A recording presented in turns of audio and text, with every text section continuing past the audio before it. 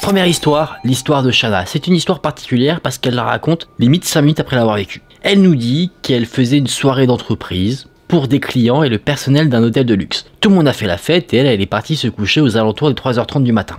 Sauf qu'elle ne sait pas comment. Au bout de 15 minutes, à partir du moment où elle s'est enfermée dans sa chambre, un mec est rentré dedans. Ça l'a réveillée immédiatement, ce mec-là avait une bouteille d'eau, et en fait, ce mec dit que quelqu'un aurait appelé de la chambre pour commander une bouteille d'eau. Donc a priori, c'est quelqu'un qui fait partie du staff de l'hôtel. Shanna est à moitié nue dans son lit, l'homme se rapproche d'elle, et l'homme commence à lui parler. Il dit qu'il va avoir des problèmes, enfin il dit plein de choses totalement incohérentes. Pendant 5 minutes, cet homme est debout à côté du lit où Shanna, elle, est à moitié nue. Important de préciser pour comprendre à quel point elle doit être terrorisée de voir un homme qu'elle ne connaît pas dans sa chambre comme ça, qui est rentré comme s'il était chez lui. Mais ça s'arrête pas là, le malaise. Shanna essaye de jouer la carte de la sérénité. Elle montre pas qu'elle est apeurée, elle dit « Je suis désolé d'avoir appelé, peut-être que je l'ai fait dans mon sommeil, j'avoue vous m'avez fait un peu peur en entrant dans la chambre ». Le mec, lui, dit « Mais vous inquiétez pas, il n'y a pas de problème ». Il fait une bise à Shanna, alors qu'en soi, ils ne se connaissent pas du tout. Hein. L'homme, lui, en soi, il ressemble pas du tout à un mec qui est employé dans l'hôtel. L'homme, il est en costume, comme si c'était un homme d'affaires, pas quelqu'un qui travaillait dans un hôtel où il avait un costume d'employé. L'homme finalement s'en va, et en partant il va dire à Shanna qu'il ne faut pas qu'elle parle de ce qui s'est passé. C'est bizarre. Pourquoi garder autant de mystère autour de la situation si apparemment il est employé de l'hôtel et qu'elle aurait appelé? Il y a anguille sous roche. Ça, c'est ce qui est noté dans le thread original de la personne qui raconte, de Shanna. Elle raconte dans les commentaires du thread la suite des événements. Il se trouve que, totalement paniquée après ce qui s'est passé, elle essayait d'appeler son petit ami, elle essayait d'appeler des personnes, mais personne ne répondait jusqu'au moment où finalement sa sœur a décroché. Sa sœur lui a dit de quitter les lieux, chose que Shanna n'a pas fait de suite parce qu'elle était encore trop apeurée, elle attendait que la peur descende un petit peu. Une fois que la peur est descendue, là, elle a décidé de se mettre des vêtements sur elle, pour ne plus être à moitié nue comme elle l'était. Après ça, il faut savoir que le temps a quand même pas mal passé, hein. Elle était quand même sacrément traumatisée, donc elle s'est précipitée en faisant des détours dans les couloirs pour ne pas se retrouver devant la réception à l'extérieur de l'hôtel, et en fait elle est partie prendre un train. Elle a pris un train pour aller là où vit sa sœur l'a récupérée, et là, enfin, elle se sentait en sécurité. Il faut savoir que l'événement d'entreprise auquel elle participait n'était pas terminé, donc elle a envoyé un petit mail à son boss pour lui dire ce qui s'était passé, et du coup elle ne participerait pas à la suite de l'événement. Le boss, assez compréhensif, a dit aucun souci, lui-même a confronté l'hôtel, et il se trouve que l'individu qui est rentré dans la chambre de Shanna était un manager de nuit, c'est-à-dire un manager qui était là pour s'assurer du bon fonctionnement de l'hôtel pendant la nuit. Là où il y avait en soi un peu moins d'employés et moins de trafic dans l'hôtel. Mais du coup, il fallait quand même une surveillance. Ce mec-là avait un pass qui lui permettait d'accéder à toutes les pièces de l'hôtel, y compris les chambres. On comprend mieux comment il a pu rentrer dans la chambre de Shanna. L'homme a été confronté par sa direction. Il a avoué qu'il est effectivement allé dans la chambre de Shanna. On ne sait pas forcément ce qu'il est devenu derrière, mais on suppose fortement qu'il a été licencié. La direction était un peu sur les fesses en apprenant ce qui s'était passé parce que c'était quelqu'un qui n'avait que des bonnes recommandations de la part de ses précédents employeurs. Donc ils sont un peu tombés des nues. Pour Shanna, c'est clair et net, ce mec-là, il n'en était pas à son coup d'essai. Elle regrette une chose, c'est de ne pas avoir pris la bouteille que l'homme lui avait apportée, ou en tout cas ce qu'il voulait lui apporter, parce qu'elle est persuadée qu'en fait, à l'intérieur de cette bouteille d'eau, il y avait une drogue, et que si, sans méfiance, Shanna avait bu dans cette boisson, elle aurait été inconsciente et l'homme aurait pu abuser d'elle comme il l'entendait. Donc en fait, elle voulait conserver cette bouteille, elle aurait bien aimé la prendre finalement pour pouvoir en faire des analyses et que l'homme prenne encore plus cher que ce qu'il a pris. C'est-à-dire qu'on tombe sur quelque chose de pénal. Cet homme-là est en liberté, en tout cas selon ce que pense Shanna. Elle l'a un peu stalké sur le net parce qu'elle a réussi à avoir son prénom et son nom. Elle a vu que c'était un homme qui avait l'habitude de travailler dans des hôtels. Pour elle, c'est sûr que ce n'est pas la seule victime et elle regrette d'être totalement impuissante, de ne rien pouvoir faire pour potentiellement sauver d'autres futures potentielles victimes. En tout cas, c'est là que le témoignage de Shanna s'arrête. C'est une histoire assez folle, assez différente de ce qu'on peut raconter sur la chaîne comme ça, tout simplement pour la bonne raison que, eh bien, la première partie, elle l'a vraiment fait quelques minutes après avoir vécu les événements. Elle était tellement traumatisée et personne ne lui répondait, donc elle a voulu essayer d'échanger avec quelqu'un. Et du coup, c'est pour ça qu'elle avait posté sur Reddit, c'est qu'en fait, elle avait besoin d'être rassurée, donc en fait, elle demandait à la fin de son thread, ça je l'ai pas fait parce que nous on a eu la suite des événements directs, mais en gros, elle demandait à ce que des personnes la rassurent en donnant des pensées rationnelles. Elle voulait pas entendre c'est un psychopathe, casse-toi d'ici rapidement. Elle voulait qu'on lui dise, peut-être que c'est une erreur, ça arrive dans les hôtels, etc., etc. Vous voyez un petit peu le délire. En tout cas, on passe à la seconde histoire. On va voir maintenant l'histoire de Leslie. Leslie nous dit que sa mère était quelqu'un qui travaillait beaucoup, donc pendant les vacances scolaires, eh bien, elle avait pour responsabilité de s'occuper de sa sœur cadette. À cette époque-là, elle était au lycée, elle avait déjà eu quelques expériences en babysitting, donc pour elle, il n'y avait pas de souci là-dessus. Naturellement, dans la famille, bon, même si je sais que ça se fait de temps en temps, eh bien, sa mère ne la payait pas. Mais bon, c'était pas un gros problème parce que cette fameuse sœur était quelqu'un de relativement sage, donc s'en occuper, c'était pas un grand défi. Le principe du babysitting est simple, surveiller la sœur cadette, donc c'est ce à quoi s'emploie Leslie quand sa mère part au travail. À un moment donné, la sœur cadette demande à Leslie si elle peut aller récupérer des vieilles poupées que la voisine lui a promis. À ce moment-là, Leslie n'y voit aucun problème parce que cette voisine est une personne âgée qui a des petits-enfants, elle est connue en soi de Leslie et de sa mère, donc elle se dit pas de souci, mais elle lui dit juste t'y vas mais tu reviens d'ici 5 minutes. On est à une période de l'année où il fait assez chaud et cette petite sœur avait l'habitude de laisser la porte ouverte de la maison quand elle partait. C'est quelque chose qui ne dérangeait pas Leslie parce que vu qu'il fait un peu chaud, ça fait des courants d'air et c'était agréable. Le quartier était un endroit relativement safe, aucun crime, aucune délinquance à déclarer dans le quartier. D'ailleurs, il y a tellement, on va dire, de sécurité que si jamais tu faisais une bêtise, tes parents, ils étaient au courant dans l'heure qui suit parce que les gens parlaient entre eux. C'était pas des voisins qui ne se parlaient jamais.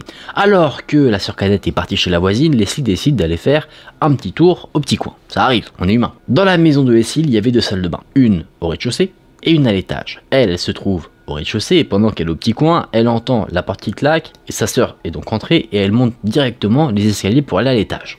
Leslie suppose qu'elle est directement allée dans sa chambre pour jouer avec les fameuses poupées qu'on lui a filées.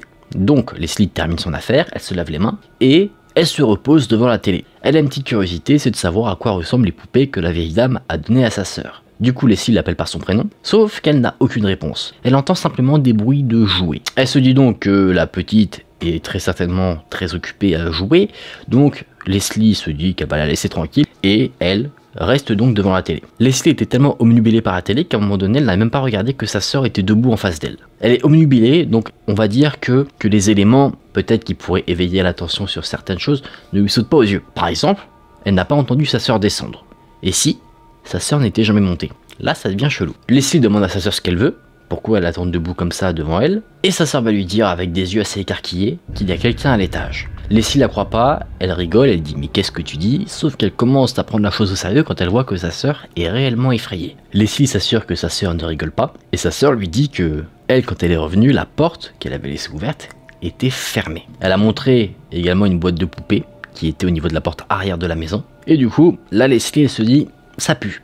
Elle décide donc d'appeler son père pour qu'il vienne rapidement et voir ce qui se passe, et elle va dans la cuisine avec sa sœur pour se saisir d'un couteau de cuisine au cas où que les choses empirent. Elle dit à sa sœur d'aller dans une salle de bain, de s'enfermer à la clé, et elle met un code en place pour que la petite sœur ouvre si jamais, eh bien tout est arrangé. Le code c'est maman est à la maison. Donc si Leslie ne dit pas maman est à la maison, la petite ne doit pas ouvrir la porte. Discrètement, Leslie commence à monter vers l'étage et elle arrive au niveau de la porte de la chambre de sa petite sœur. Elle jette un coup d'œil à l'intérieur et elle voit que des jouets et des vêtements sont étalés sur le sol alors que normalement c'est une chambre qui est toujours plutôt bien rangée. Leslie, vous allez voir, elle est assez téméraire. Courageuse, je sais pas si c'est le terme parce que ça pourrait très mal tourner, mais en tout cas ce qu'elle fait c'est qu'elle met un coup de pied dans la porte pour l'ouvrir, elle allume la lumière et là, elle voit une vieille dame assise dans un fauteuil à bascule dans la chambre de sa sœur. Elle avait dans ses mains une poupée en plastique. En voyant Leslie, la vieille femme a arrêté de se balancer sur sa chaise et elle a commencé à fredonner une musique, une sorte de berceuse pour enfants.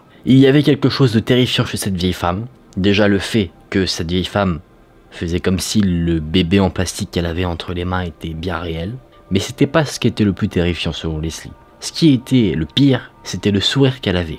La vieille femme s'est levée, toujours en souriant, et a commencé à rigoler. Elle a traversé la porte de la chambre, elle est passée devant Leslie, et elle a commencé à descendre les escaliers, très sereinement. Leslie ne suit pas la femme, en fait elle regarde juste dans la chambre si jamais rien ne manque, au cas où qu'elle n'ait pas volé quelque chose. Et une fois qu'elle s'est assurée que la vieille femme était bien partie, elle est allée ouvrir la porte à sa sœur en lui indiquant le fameux code « Maman est à la maison ». Au moment où la sœur ouvre la porte de la salle de bain, le père lui venait d'arriver, suite à l'appel de sa fille. Comme Leslie, il a fait le tour de la maison, vérifié toutes les chambres, et alors qu'il était en train de vérifier les chambres de l'étage, la petite sœur de Leslie lui a dit quelque chose. Elle a dit que la vieille femme savait où elle était, et qu'elle lui avait demandé de venir avec elle. Mais elle lui a dit quand elle était enfermée dans la salle de bain, quand elle est descendue après avoir été surprise par Leslie dans la chambre. Apparemment même, elle essayait d'imiter la voix de Leslie, mais vu qu'elle n'a pas donné le fameux code « Maman est à la maison », la petite sœur, elle, n'a pas ouvert la porte. Elle ne sait pas qui est entré dans cette maison. Ce n'était pas la vieille femme, ce n'était pas la voisine, c'était une inconnue, une étrangère. Je sais que là, vu comment tournait l'histoire, on aurait pu se dire que c'était la voisine, mais non, c'était quelqu'un que personne ne connaissait.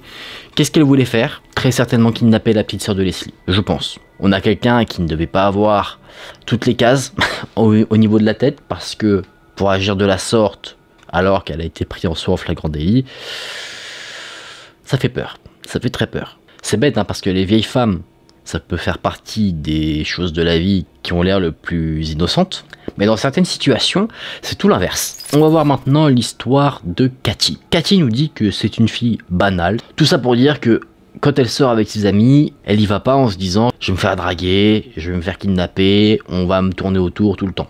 Elle a toujours une certaine sérénité par rapport à ça.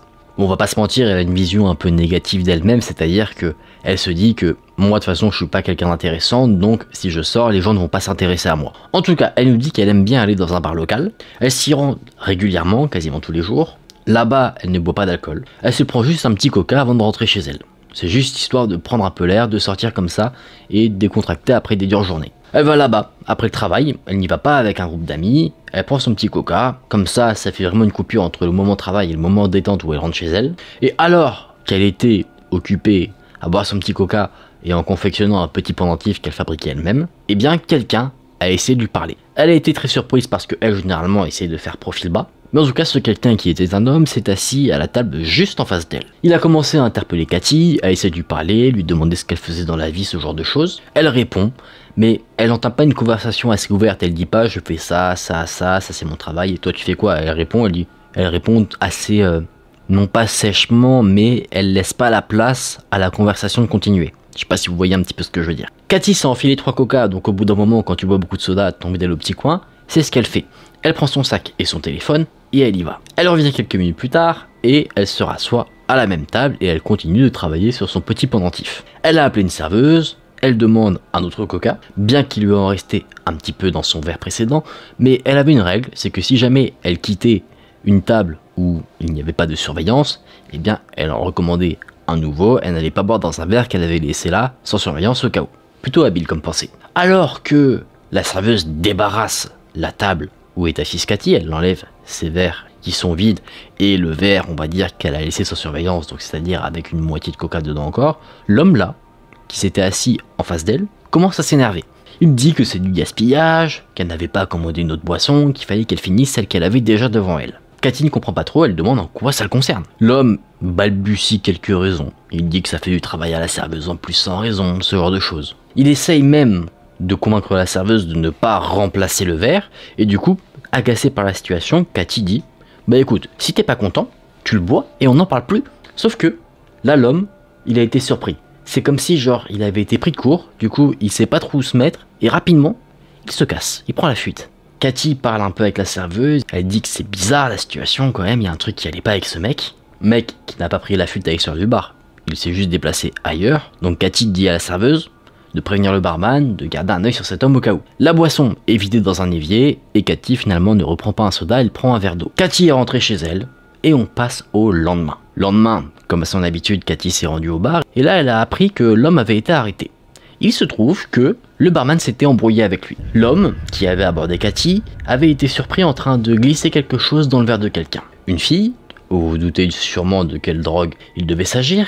La fille, elle, ne surveillait pas son verre, elle avait peut-être comme Cathy eu un besoin d'aller au petit coin. Le barman, par contre, avait vu ce qui s'était passé parce qu'il surveillait l'homme, et du coup, il l'a confronté. Les flics ont été appelés, et l'homme a été arrêté. Il se trouve que, de base, en fait, Cathy était la première cible, mais voyant que son coup n'avait pas marché avec elle, plutôt que de partir et d'arrêter de vouloir faire ce genre de choses, il s'est dit, non, ma cible, ça fonctionne pas, j'en prends une autre. Et là, il a été chopé, définitivement, et il a été, au moment où le thread Reddit a été écrit, en attente de son procès. Mesdames, cette histoire pour vous dire de faire attention, de ne pas boire dans le verre d'un inconnu, de ne jamais laisser votre verre sans surveillance, et je trouve que c'est plutôt une bonne idée de faire attention si jamais tu laisses ton verre parce que tu es toute seule au bar et que tu vas au petit coin, bah peut-être de ne pas reboire directement dedans. Après je sais pas si ça se détecte un petit peu genre à l'œil s'il y a quelque chose qui est mis dedans ou pas, je suis pas sûr, donc prudence avant tout. On va voir l'histoire de Damien. Damien est quelqu'un qui adorait la randonnée, que ce soit en forêt, sur des terrains vagues, quelqu'un qui adore marcher et profiter du paysage que lui offre la nature. Alors qu'il était en train de marcher sur un sentier qui se trouvait à 5 minutes de chez lui, il lui est arrivé quelque chose qui l'a apeuré. Il était sur une partie d'un sentier qui était moins explorée par les randonneurs, ça se voyait parce que la nature avait un peu repris ses droits sur le sentier, vous savez, quand un terrain est assez utilisé, une sorte de chemin est dessiné. Là c'était moins le cas qu'ailleurs. Il était en train de monter une petite colline quand il aperçoit quelqu'un. Il ne sait pas dire s'il a vu un homme ou une femme, en fait il aperçoit juste vaguement un sweat, donc il se dit que quelqu'un est sur la même zone que lui. Alors qu'il se ferait un chemin, il remarque qu'il y a un tatou mort. Un tatou c'est un animal, le voici. Il y a des mouches qui tournent autour, sauf que le fait que ce truc là était un animal, il en est pas sûr. Il a vu ça à une certaine distance, donc pour lui c'était un animal, alors qu'en fait ça n'en était peut-être pas un. Ce qui l'a interpellé, c'est la couleur. Il avait déjà vu ce type d'animal avant, et là, la forme ressemblait mais pas la couleur. Il jette un petit coup d'œil, discret, et là, sa pire crainte se confirme. Ce qu'il voit, ce n'est pas un animal, c'est un crâne humain. Là, Damien a la bonne réaction, il sort son téléphone et il appelle le 911. Il leur parle de sa découverte, et là, les agents qu'il a en ligne disent qu'ils vont venir le rencontrer pour voir ce qu'il a vu. Damien décide non pas de prendre la fuite, il décide de regarder autour du crâne, dans la zone où il l'a trouvé, s'il n'y avait pas des os humains qui pourraient être associés à ce crâne-là. Comme ça, il pourra dire aux enquêteurs, une fois que les personnes arrivent, regardez, il y a ça là et ça là. Damien appelle également son frère, qui lui a une réaction un peu plus flippée. Il dit, Damien, tu dois partir maintenant. Damien est hésitant. Il se dit, oui, soit je pars, soit j'attends que la police arrive. Mais quelque chose va lui faire prendre une décision très rapidement. Il entend des branches claquer non loin de lui, à une vingtaine de mètres. Et ce son se rapproche au fur et à mesure, donc ce qu'il entend, c'est quelqu'un qui se rapproche de la zone où il se trouve. Ne voulant pas savoir ce qui se rapproche, Damien décide de prendre ses jambes à son cou et de s'enfuir le plus rapidement possible. Et au moment où il commence à courir, il entend que les branches claquent plus rapidement. Ce qui veut dire que ce qui se rapprochait de lui a remarqué qu'il avait pris la fuite et avait décidé de le poursuivre. Damien court dans la forêt et finalement il arrive à son entrée et par chance, la police arrive au moment où lui en est sorti. Rassuré par la présence des policiers, Damien retourne dans la forêt en leur compagnie pour leur montrer les restes humains qu'il a trouvés. Et une découverte supplémentaire a été réalisée. Là où il y avait les restes humains, il y avait maintenant, en plus de cela, un couteau. Damien a fait une déclaration à la police pour dire ce que lui avait vu et il affirme que le couteau, quand lui a découvert les restes, n'était pas là. Ce qui veut dire que une personne se précipitait vers Damien avec un couteau et avec très certainement des intentions malsaines. Damien a laissé la police faire leur travail, lui a quitté les lieux et il n'a plus jamais entendu parler de cette affaire. C'est une affaire qu'il a voulu éloigner de son esprit. Il ne s'est pas renseigné derrière pour savoir ce qu'il en était ou quoi que ce soit.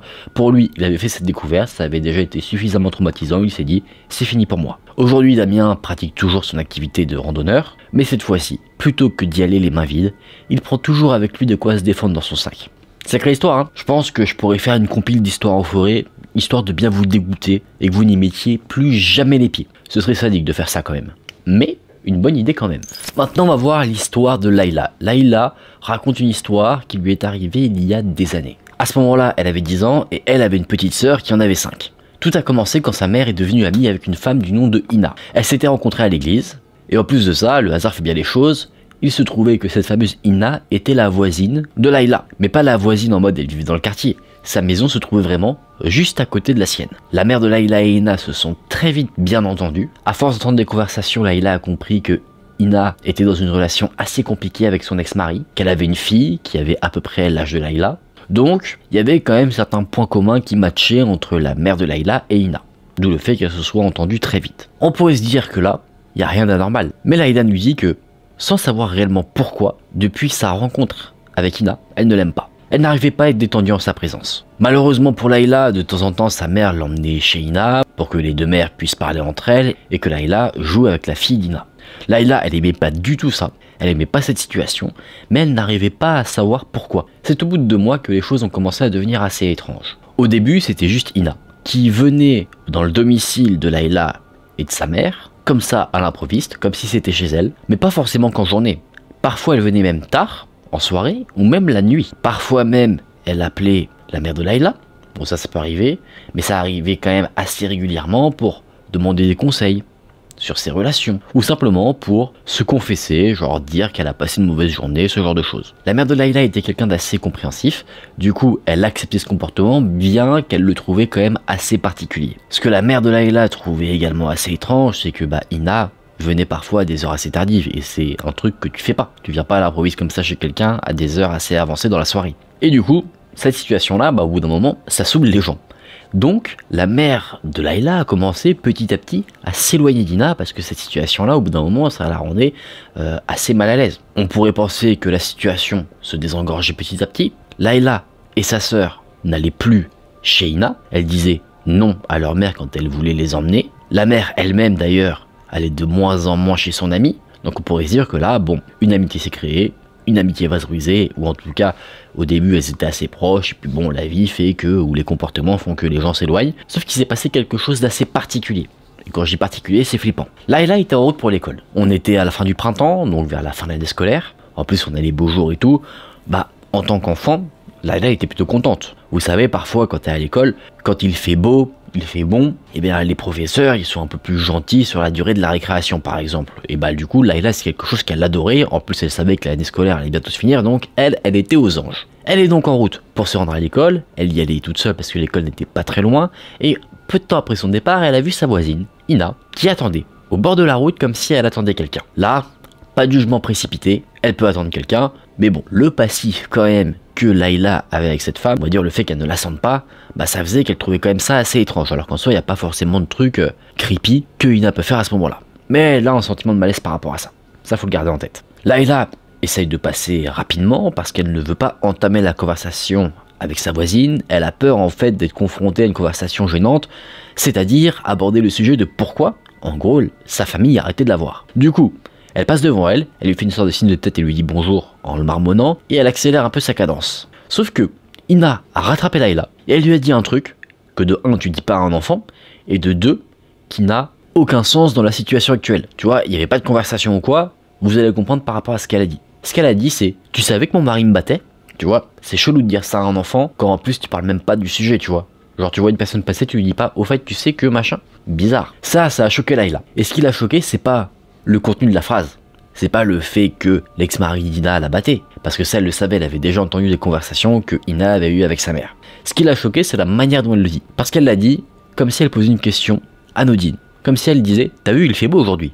Du coup Layla est assez mal à l'aise, elle hoche la tête en acquiesçant, mais sans dire un mot, et là, Ina va commencer à déballer sa vie. Mais pas déballer sa vie en disant ce matin j'ai fait des cookies, cet après-midi je vais faire ça, etc. Non, non, non. Elle va déballer sa vie concernant son ex-mari. Elle va raconter dans les détails à Layla, qui est, on le rappelle, une enfant de 10 ans, comment son ex-mari avait abusé d'elle, comment il la battait, comment il l'a manipulée psychologiquement. Donc naturellement, pour la petite Layla, tout ça c'est assez brutal. Elle veut juste se barrer, mais c'est compliqué face à quelqu'un qui te dit ça, de dire stop, c'est pas le moment, je suis pas la personne à qui en parler. Tu vois, en plus quand tu es petite, tu peux aussi avoir du mal à dire non à des gens. Donc, Layla se sent obligée d'écouter ce que lui dit sa voisine. Après, c'est quelque chose dont elle a l'habitude parce que sa mère, qui est également divorcée, avait l'habitude de se confier à sa fille sur ses états d'âme. Donc pendant 5-10 minutes, Layla écoute Ina dans cette situation inconfortable. Elle voulait partir, mais elle n'osait pas ouvrir la bouche pour dire « je dois aller à l'école ». À un moment donné, alors que Layla, en gros, bougeait la tête en signe d'acquiescement pour faire genre elle écoutait Ina, elle commence à partir tranquillement sans rien dire, et c'est Ina qui va mettre fin à la conversation en disant « bonne journée, salut ». Après ça, elle est partie ailleurs, elle n'est pas rentrée chez elle, la voisine s'est barrée, tu sais pas où. Toute la journée, Layla était assez confuse, c'est normal parce qu'elle a emmagasiné à un jeune âge des informations très dures. Elle en a parlé à sa mère le soir, et sa mère lui a dit « prends pas ça sérieusement, Ina est quelqu'un qui n'a sûrement pas beaucoup d'amis, qui a besoin de parler, de décompresser et de se défouler en parlant avec quelqu'un. Et malheureusement, t'es passé devant chez elle, elle t'a pris toi. » Layla comprend, elle se dit « ok, je vais passer à autre chose. » Et en plus de ça, il y avait l'été qui commençait à pointer le bout de son nez, donc elle se dit « je vais pas me prendre la tête avec une femme en soi que je ne connais pas, je vais passer à autre chose rapidement. » Mais l'histoire ne s'arrête pas là. Alors qu'on est au mois de juin désormais, en été, Layla devait s'occuper de sa sœur, et au passage, elle en profitait pour jouer avec des amis. Elles étaient à l'extérieur, le quartier était relativement sûr, donc a priori aucun souci de laisser des enfants jouer sans surveillance appuyée à l'extérieur devant sa maison. À un moment donné, la mère de Layla lui demande de venir rapidement pour faire un petit truc dans la maison. Ne voyant aucun mal à tout ça, Layla rentre chez elle et laisse sa sœur avec les amis à l'extérieur. En plus, il y avait une vieille dame du quartier qui avait rejoint les enfants, qui les regardait un petit peu jouer, donc il y avait quand même une surveillance d'adultes à ce moment-là quand elle est partie qui est venue. 10 minutes plus tard, Layla revient à l'extérieur. Mais là, sa sœur a disparu. Ce qu'on va avoir maintenant, ce sont des témoignages. Layla ne peut pas le confirmer parce qu'elle n'a rien vu, mais en gros, voici ce qui s'est passé. Ina, la chère voisine, est venue voir le groupe d'enfants, et elle a dit à la vieille dame qui était venue qu'elle devait emmener la sœur de Layla quelque part. La sœur, qui avait 5 ans, elle se posait aucune question, elle était très naïve, ce qu'on peut comprendre à cet âge-là. Et en plus de ça, on va dire que sa volonté a été achetée parce que Ina lui a dit « T'inquiète pas, je t'achèterai un bonbon sur le trajet ». Donc, grossière erreur, personne n'a dit « Attends, on va aller demander à la mère quand même si c'est ok ». La vieille dame a laissé Ina partir avec la sœur de Layla. Donc là, problème, la sœur de Layla se retrouve avec une femme qui semble être assez instable, assez étrange. Donc là, immédiatement, Layla a prévenu sa mère. Logique. La mère a couru dans tout le quartier pour essayer de retrouver sa fille. Et fort heureusement, la recherche n'a pas duré bien longtemps. À peine 10 minutes. Ina et la sœur de Layla étaient sur le trajet pour aller au parc. Elle était en bonne santé. Elle n'avait aucun dommage physique ou quoi que ce soit. Elle ne semblait pas traumatisée. La mère a rattrapé Ina. Bien sûr, elle l'a confrontée. Et Ina ne sait pas expliquer quelles étaient ses intentions. En fait, dans sa tête, il n'y avait pas d'étape. Là, elle marchait avec la petite sœur de Layla. Mais après, elle savait pas ce que ça allait faire. Soit elle allait la laisser au parc toute seule, soit la ramener, soit l'enlever, soit lui faire autre chose. Elle en avait strictement aucune idée. En tout cas, selon ce que la petite sœur a dit, Ina lui aurait dit qu'après la balade au parc, elle l'emmènerait jouer chez elle. La mère a récupéré sa fille. La police n'a pas été prévenue de cette affaire. Juste des petites règles pour les enfants, une principalement, celle de ne pas parler avec Ina. À partir de ce moment-là, Ina ne s'est plus jamais représentée au domicile de Layla. Et d'ailleurs, peu de temps après, elle a même déménagé. On a fini pour cette histoire. J'espère qu'elle vous a plu. Ça donne pas forcément envie de laisser ses enfants à l'extérieur tout seuls. Dites-moi en commentaire, vu que là on a un petit mystère, selon vous, qu'avait prévu Ina? Vous me direz vos théories en commentaire. Moi je pense qu'on aurait eu affaire à un enlèvement. Mais pas un enlèvement organisé, genre elle aurait emmené la petite fille quelque part, sans pour autant savoir où. Elle aurait pas forcément l'ambition de la tuer ou quoi que ce soit, elle l'aurait juste mis dans sa voiture, elle serait partie avec, et ça se trouve elle l'aurait laissée au bord de la route à un moment.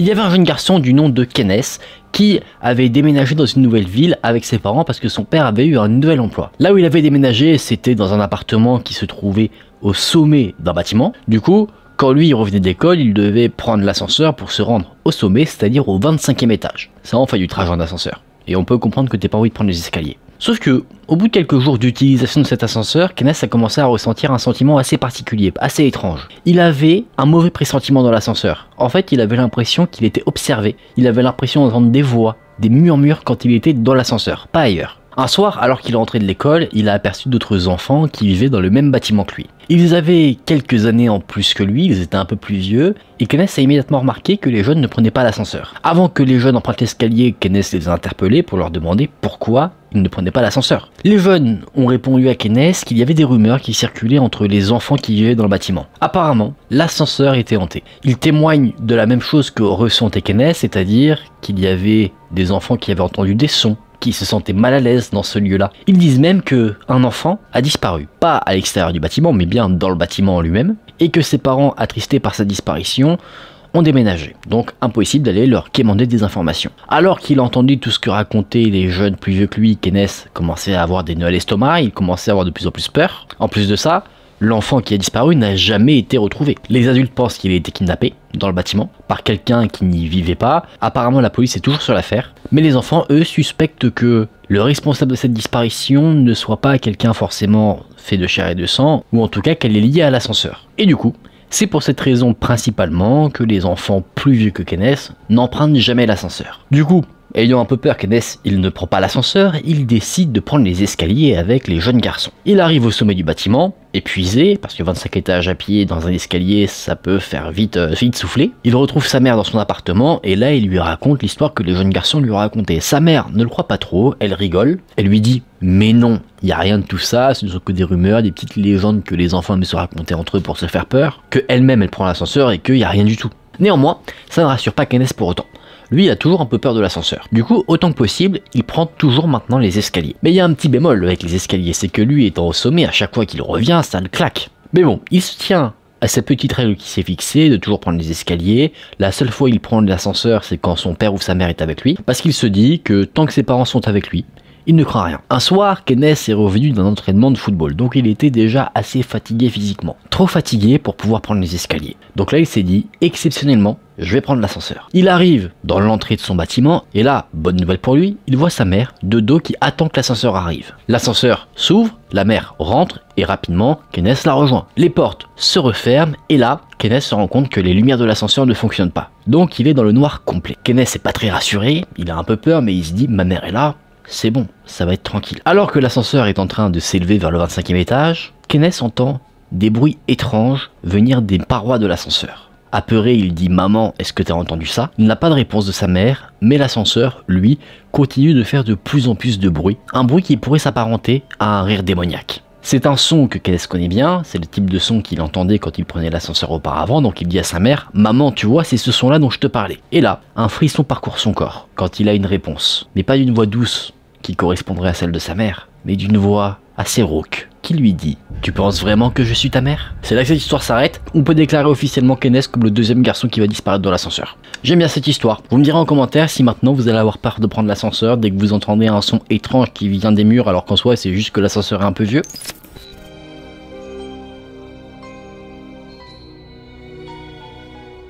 On part maintenant sur une deuxième histoire que je vais vous raconter à la première personne. Je m'appelle Magda et j'ai 26 ans.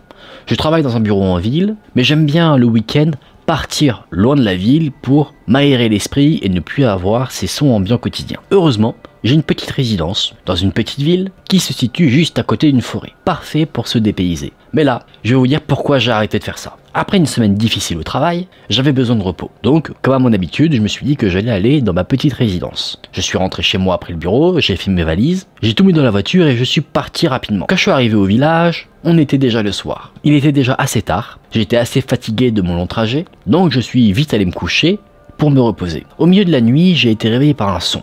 C'était l'alarme de ma voiture. Je me suis levé, j'ai regardé à la fenêtre, mais je n'ai rien vu du tout. Je suis allé chercher mes clés de voiture pour éteindre l'alarme du véhicule. Quand le bruit dérangeant s'est arrêté, je me suis rallongé pour me recoucher. Mais tout d'un coup, l'alarme de la voiture s'est remise en marche. Je n'avais pas envie de me relever, donc j'ai attrapé mes clés de voiture que j'avais laissées sur ma table de nuit et j'ai repressé le bouton. Tout était enfin redevenu totalement apaisant et silencieux. 5 minutes plus tard, l'alarme s'est remise en marche pour une troisième fois. Je me disais que une ou deux fois, ça pouvait être un accident, quelque chose qui arrive, mais la troisième fois, je me suis dit, quelque chose ne va pas. Est-ce que quelqu'un me faisait une farce au milieu de la nuit? Donc je me suis relevé, j'ai rappuyé sur le bouton de mes clés, mais cette fois-ci, je ne me suis pas recouché. Je suis resté caché derrière mes rideaux pour voir ce qu'il se passait. Au bout de quelques minutes, j'ai vu quelque chose, éclairé par la lumière de la lune. Une sorte d'ombre qui a émergé des buissons et qui s'est tout doucement approché de mon véhicule. La seule chose que je voyais, c'était une ombre. Je ne voyais pas de forme précise. C'était quelque chose de grand, assez fin. Cette ombre s'est approchée du véhicule et avec ses longs bras, elle a mis un petit coup dessus. L'alarme du véhicule s'est remise en marche et très rapidement, l'ombre s'est précipitée dans les buissons. C'est là que je me suis dit que quelque chose n'allait pas du tout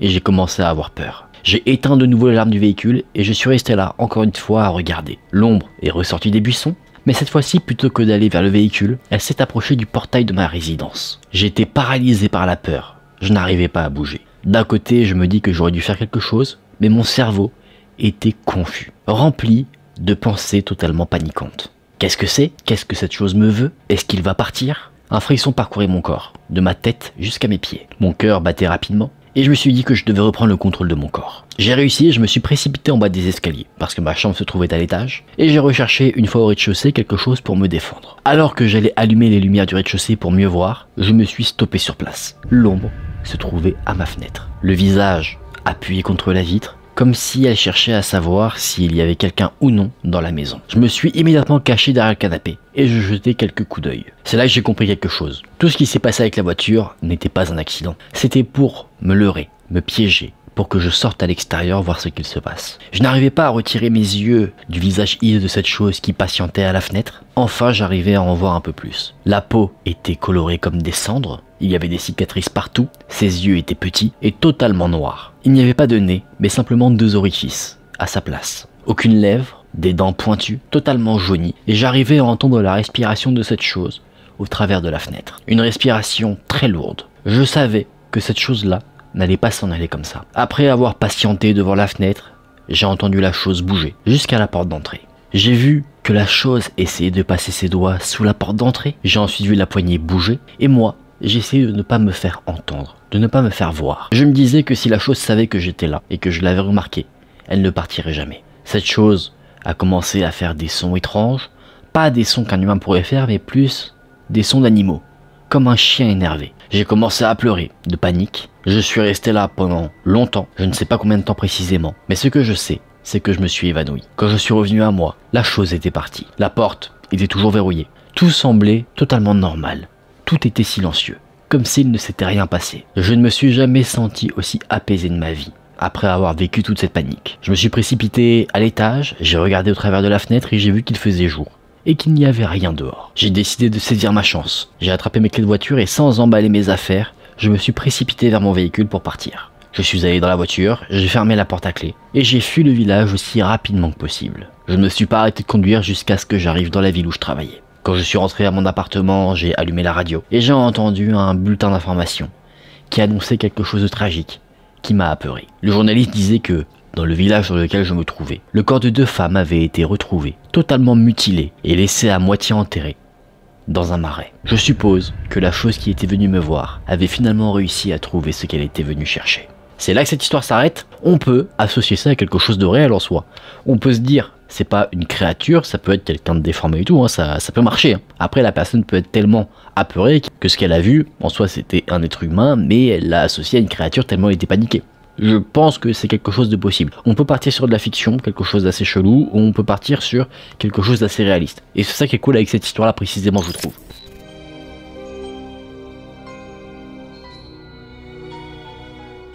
On va conclure avec cette dernière histoire, c'est le principe d'une conclusion. Il y avait un vieux bâtiment où avaient été mis des appartements au Japon qui faisait 7 étages. C'était un bâtiment assez vieux, décrépit, pas entretenu, et il n'y avait que un escalier en mauvais état qui permettait d'accéder aux différents étages. Chaque parcelle d'escalier était composée de 7 marches. Au premier étage, il y avait un studio qui se trouvait directement en face des escaliers. Le propriétaire avait beaucoup de mal à trouver un locataire, mais il a quand même réussi à le louer finalement. Sauf que, à chaque fois qu'il arrivait à le louer, le locataire, il partait assez rapidement. Et il ne donnait pas forcément d'explication. C'était assez inhabituel.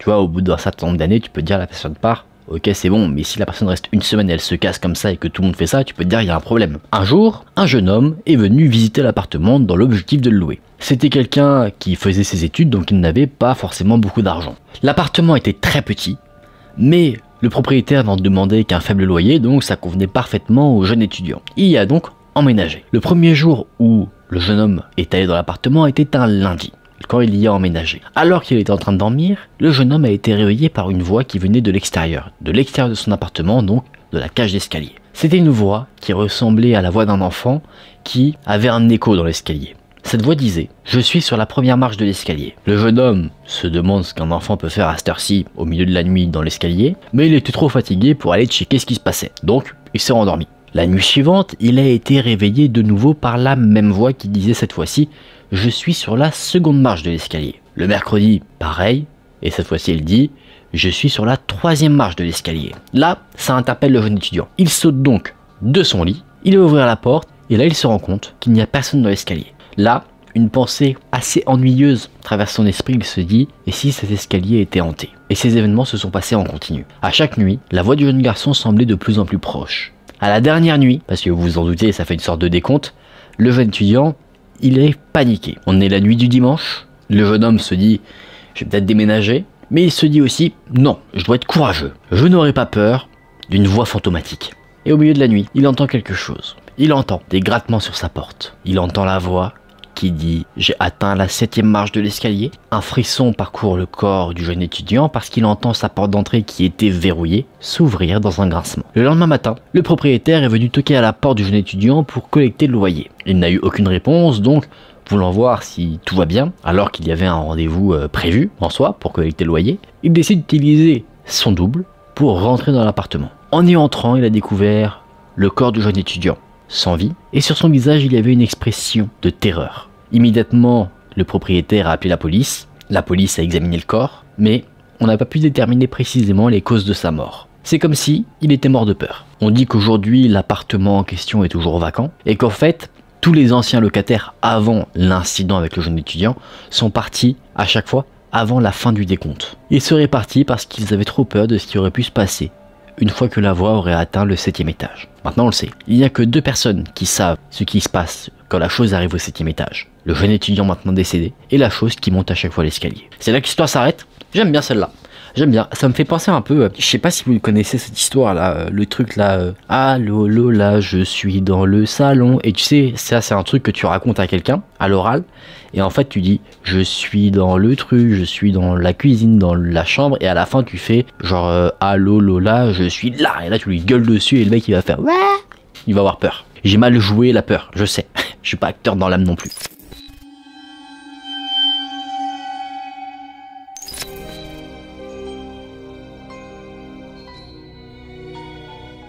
Cette histoire m'est arrivée quand j'étais un étudiant. J'étais en train de rentrer chez moi quand j'ai été arrêté par une petite fille. Elle avait l'air d'avoir entre 5 et 6 ans. Elle m'a attrapé la main et elle m'a tiré avec elle. Elle me disait « Viens avec moi, ma mère a besoin d'aide ». Je ne sais pas pourquoi, mais pour une raison que j'ignore, je l'ai suivie. La petite fille m'a traîné pendant pas mal de temps jusqu'à arriver dans un parc. Dans ce parc, il y avait des arbres, des buissons et également une aire de jeu pour enfants. Peut-être parce qu'il se faisait tard, le parc était totalement vide à ce moment-là. La jeune fille ne me lâchait pas la main et elle m'a tiré vers l'aire de jeu.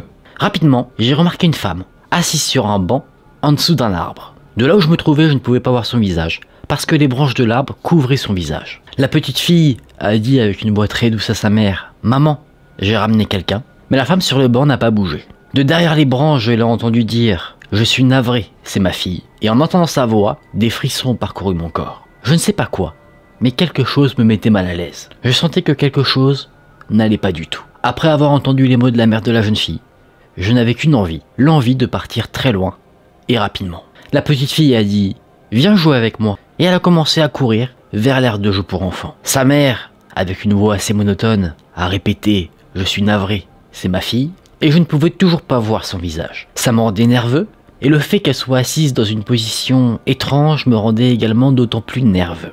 Je commençais à avoir des sueurs froides, pendant que la petite fille, elle, jouait dans l'aire de jeu qui se trouvait derrière moi. Le soleil, lui, commençait à s'effacer peu à peu, rendant la luminosité inexistante. La nuit commençait à s'installer, et j'ai donc pris mon courage à deux mains pour demander à la mère « Pourquoi avez-vous demandé à votre fille de m'amener ici? Pourquoi moi ?» Après avoir posé ma question, la mère a crié « Jenny !» Il y a eu un bruit sourd, et je regardais derrière moi, et la petite fille gisait sur le sol. Elle ne bougeait pas. Son visage était pâle, ses yeux grands ouverts, on entendait à peine sa respiration. Et avec horreur, j'ai commencé à apercevoir du sang s'échapper de son crâne. J'ai voulu appeler la police ou une ambulance, un service qui aurait pu venir en aide à la jeune fille, mais j'étais paralysé par la peur. Je n'arrivais pas à bouger. J'ai reposé mon regard sur le banc où se trouvait la mère. Elle était là, assise, elle ne bougeait pas. Je ne comprenais pas pourquoi elle ne s'était pas précipitée pour aider sa fille. J'ai commencé à me précipiter vers elle pour la ramener à la raison. J'ai écarté les branches et ce que j'ai vu m'a terrorisé. Son visage était violet. Ses yeux sortaient presque de leurs orbites. Sa langue pendait entre ses lèvres et il y avait une marque autour de son cou. En dessous de cette marque se tenait une sorte d'écharpe que j'ai suivie de mes yeux qui remontait vers une des branches de l'arbre. Elle s'était donné la mort par pendaison. La femme pendue a marmonné quelque chose. Elle a marmonné, je suis navré, c'est ma fille. À partir de là, j'ai un trou noir. Je suppose que je me suis évanoui. Quand je suis revenu à moi, j'étais allongé sur le sol, il faisait sombre, le parc était désert. Je me suis relevé, je me suis précipité chez moi. J'ai essayé de me renseigner, ne comprenant pas ce qui m'était arrivé. Et ce que j'ai découvert, c'est qu'une femme s'était donné la mort dans le parc où je me trouvais des années auparavant. Sa fille avait perdu la vie dans un accident et elle se blâmait pour sa mort. La pauvre femme était tellement remplie de chagrin qu'elle avait décidé d'en finir avec sa propre vie. Depuis cet incident, l'aire de jeu pour enfants avait été démolie pour qu'un autre incident ne se produise, mais même en sachant cela, je n'oublierai jamais ce que j'ai vu. C'est là que cette histoire s'arrête. Histoire glauque, c'est quelque chose que j'aimerais pas vivre. Vivre un truc que t'expliques pas. J'ai rien de plus à dire, on passe à l'histoire suivante.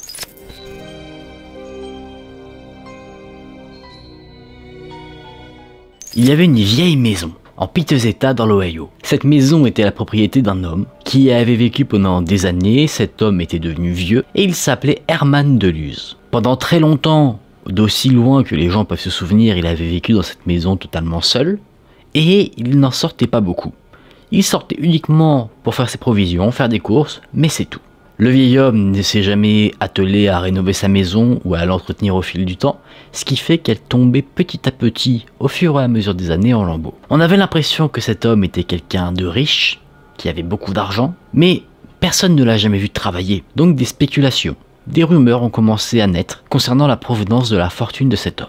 Certains disaient qu'il avait des lingots d'or cachés quelque part sur sa propriété, d'autres disaient que cet homme était un cambrioleur, un voleur de banque, qui avait exercé il y a des années et qui avait amassé assez de butin pour être tranquille pour le reste de ses jours, et d'autres disent qu'il aurait carrément trouvé un trésor, et qu'il aurait même assassiné les personnes qui l'auraient aidé à trouver ce trésor, pour garder tout le butin pour lui. Une nuit, le vieil homme est mort dans son sommeil. Il a fallu attendre quelques jours avant que son corps ne soit découvert. C'est pour dire, quand on a découvert la dépouille du vieil homme, son corps avait déjà commencé à pourrir. Il a été enterré dans un cimetière. Personne n'a assisté à ses funérailles. Il n'avait pas de famille, pas d'amis. Personne à qui léguer en tout cas sa demeure, donc sa maison a été scellée. En attendant de savoir quoi faire de la bâtisse, elle a été verrouillée.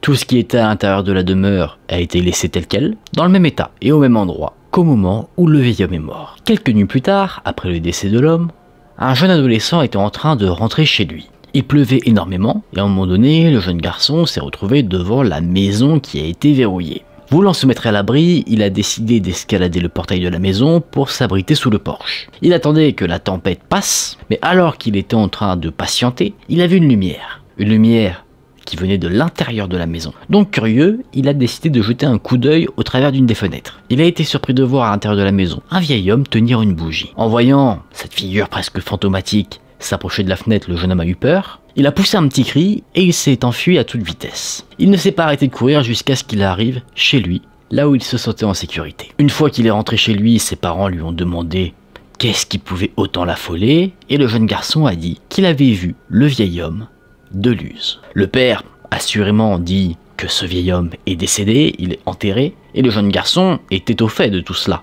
Il a dit « je sais, mais j'attendais devant sa maison, et je l'ai vu, j'en suis sûr et certain, je l'ai vu de mes propres yeux, j'ai vu son fantôme ». Sa mère a demandé que faisait-il, et le jeune garçon qui reprenait son souffle a dit ce qu'il a vu. Il a dit « il traversait la maison ». Le père a demandé curieux « est-ce qu'il avait l'air de chercher quelque chose ?» Et là, assez intrigué, le jeune garçon se dit que peut-être, effectivement. Le père du jeune garçon est resté silencieux un moment, avant de dire « j'ai entendu parler de ce genre de choses avant. Quelqu'un meurt, il laisse un trésor derrière lui, et après cela, leurs fantômes reviennent. Ils reviennent pour une raison simple. Ils ne peuvent pas laisser ce trésor derrière eux. Ils reviennent pour guider quelqu'un vers ce trésor, pour qu'il ne reste pas enterré à tout jamais. » J'ai lu plein d'affaires où c'est arrivé. Une personne voit un fantôme qui pointe un endroit du doigt, il creuse, et il trouve quelque chose. La mère dit « eh bien c'est vrai qu'il y a eu des rumeurs concernant le vieil homme, des rumeurs à propos d'or. » Le jeune garçon lui a du mal un peu à croire à tout ça, et évidemment ça semble assez farfelu.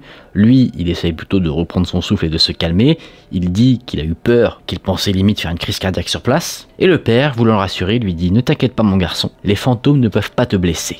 Je vais te dire ce qu'on va faire, toi et moi, on retournera à cette maison et on verra ce qu'il en est. Si je ne me trompe pas, nous pourrions bien devenir riches. » Le jeune garçon acquiesce. Il ne veut pas montrer à son père qu'il a peur, il ne veut pas passer pour un lâche, et il demande donc à son père quand est-ce qu'il se rendrait sur place. Le père, assez impatient, dit qu'ils se rendront sur place ce soir même, qu'il n'y a pas de temps à perdre, et qu'ils doivent s'y rendre avant que quelqu'un d'autre ne fasse la même expérience que le jeune adolescent. Donc plus tard dans la soirée, père et fils se rendent à la maison de Herman de Luz. Ils se garent à côté de la maison, sur la route, il était quasiment minuit, et en s'approchant de la maison, une lumière passe à côté d'une fenêtre, à l'intérieur de la maison, comme ce qu'avait vu le jeune adolescent plus tôt. Cette lumière apparaît à une fenêtre, puis à une autre, et le père et le fils attendent jusqu'à ce que la lumière disparaisse. Le père, qui avait pris tous les outils pour pénétrer dans la maison, sort un marteau pour casser les cadenas, et il ouvre la porte d'entrée. À l'intérieur de la maison, il fait très sombre, il y a également un silence pesant. Tout ce que les deux hommes pouvaient entendre, c'était le battement de leur propre cœur. Bien sûr, ils ont essayé d'allumer la lumière de la maison, mais l'électricité n'étant plus payée, ça n'a pas fonctionné. Et le père de famille sort donc 2 bougies pour s'éclairer. Il en donne une à son fils, et les deux commencent donc à explorer la demeure. Ils commencent à fouiller toutes les pièces, jusqu'à arriver à la dernière pièce de la maison. Le père ouvre la porte, et là il y a une sorte de bourrasque, qui fait que les 2 bougies s'éteignent. C'est quelque chose qui a tendance à apeurer un petit peu le père de famille, il commence à trembler. Il essaye de rassurer son fils en disant « ne t'inquiète pas mon fils, les fantômes ne peuvent pas te blesser ». Et pour se donner un peu plus de courage, le père sort une boîte d'allumettes et il essaye d'allumer une des allumettes pour rallumer sa bougie ainsi que celle de son fils. Sauf que là, étonnamment, il n'arrive pas à allumer son allumette. Alors qu'il est encore en train d'essayer son allumette, un cri se fait entendre. Après ça, il y a un bruit sourd, comme si quelque chose était tombé au sol.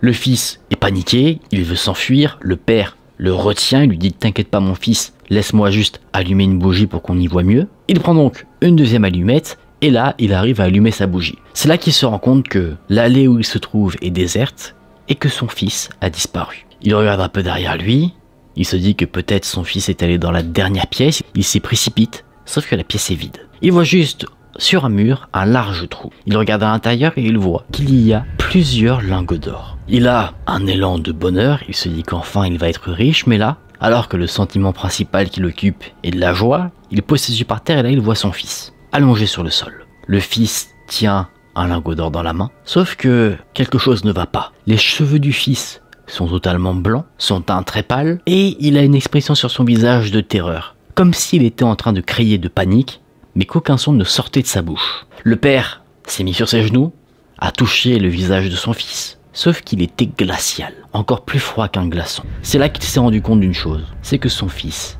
avait perdu la vie. Le père a emmené la dépouille de son fils, et des jours plus tard, une autopsie a été réalisée par la police. Il n'y avait aucune marque sur son corps, aucun signe qui pourrait indiquer pourquoi un jeune homme en parfaite santé aurait pu mourir. Il n'avait aucune maladie, rien du tout. Son cœur s'était juste tout simplement stoppé, comme ça. C'était comme si quelque chose avait littéralement tué le jeune garçon de peur. Ironie du sort, le jeune garçon a été enterré, et sa pierre tombale a été placée juste à côté de celle de Herman de Luz. Je vous avais dit qu'elle était sympa celle-là. Moi j'ai bien aimé, on n'a pas d'explication, c'est normal, c'est du paranormal. Petit jeu de mots, t'as capté. On va conclure avec une dernière petite histoire.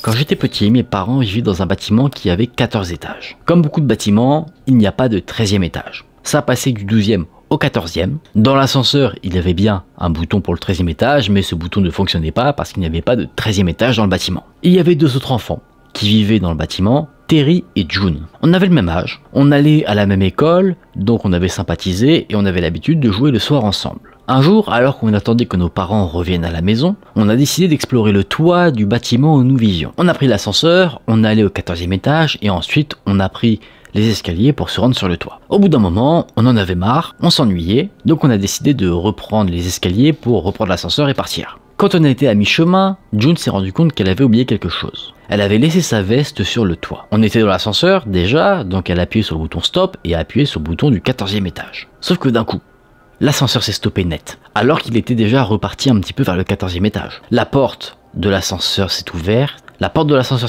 et on s'est rendu compte qu'on était bloqué entre deux étages. Terry allait escalader un des étages pour sortir, sauf que je l'ai retenu. Je lui ai dit que c'était dangereux, parce que si l'ascenseur remarchait, il pourrait être coupé en deux. Donc j'ai joué la carte de la sécurité et j'ai appuyé sur le bouton d'urgence. L'ascenseur a commencé à faire un son, une sorte de son de grognement, un bruit de moteur. Doucement, les portes se refermaient puis s'ouvraient. Terry a demandé ce qui se passait. Assez choqué, ne comprenant pas ce qui se passe, j'ai répondu que je ne savais pas. Et alors qu'on était là, à avoir peur, les lumières de l'ascenseur ont commencé à clignoter. Elles ont clignoté jusqu'à cesser de fonctionner. On était dans la pénombre. Il n'y avait qu'un bouton sur le tableau de bord de l'ascenseur qui nous éclairait. Ce bouton-là, c'était le bouton du 13e étage. Aucun d'entre nous n'avait pressé ce bouton, mais c'est comme si quelqu'un avait appuyé dessus. D'ailleurs, ce bouton ne devait pas fonctionner. Il ne devait pas pouvoir s'éclairer, comme s'il était en marche, comme s'il fonctionnait très bien. Comme je l'ai dit, dans ce bâtiment, il n'y avait pas de 13e étage. Avec horreur, on a remarqué que la porte de l'ascenseur s'était fermée définitivement et qu'il commençait à monter. On était au 7e étage,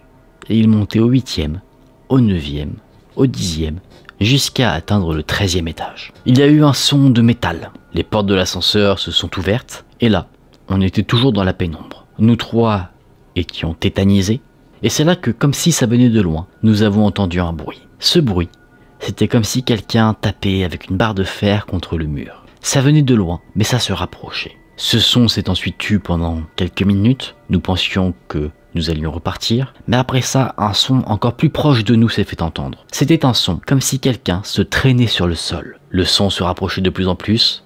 À chaque fois qu'il devenait plus fort, nous étions de plus en plus terrorisés. Une odeur de chair rôtie commençait à se faire sentir dans l'air. Pour nous, c'était clair et net. on allait mourir. Et d'un coup, on ne sait pas pourquoi, ni comment, sans qu'on ne fasse quoi que ce soit, les portes de l'ascenseur ont commencé à se refermer d'elles-mêmes.